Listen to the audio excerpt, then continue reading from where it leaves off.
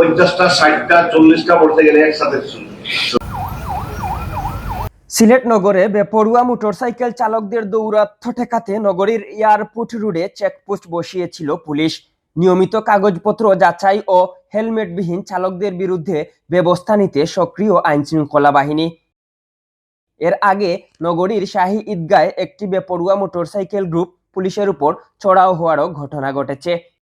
এ নিয়ে নগরীর আইনশৃঙ্খলা কমিটির সভায় উদ্বেগ প্রকাশ করেছিলেন প্রবাসী কল্যাণ মন্ত্রী আরিফুল হক চৌধুরী ও সংসদ সদস্য এমরান আহমদ চৌধুরী। আসরের পরে বিকালের দিকে এয়ারপোর্ট রোডে শত শত মোটরসাইকেল যায়, ইয়াং ছেলেরা। এয়ারপোর্ট এখানে কি আছে এই ব্যাপারটাকে আইনশৃঙ্খলা বাহিনীর সদস্যরা কি সবাই জানেন? এয়ারপোর্টে কি এমন বোঝা যায় সন্ধ্যা পরে এত শত শত মোটরসাইকেল যাবে গভীর রাত পর্যন্ত সেখানে। শুক্রবার 17 এপ্রিল নগরীর লাক্কাতুরা এলাকায় চেকপোস্ট বসায় মেট্রোপলিটন পুলিশ। তবে বাস্তবে দেখা গেছে ভিন্ন এক চিত্র। চেকপোস্ট দেখা মাত্র অনেক বাইকার সামনে না এগিয়ে কিছুটা দূরে গিয়ে পরিস্থিতি পর্যবেক্ষণ করছে। সুযোগ বুঝে কেউ পথ পরিবর্তন করছে, কেউ বা অপেক্ষা করছে চেকিং শিথিল হওয়ার।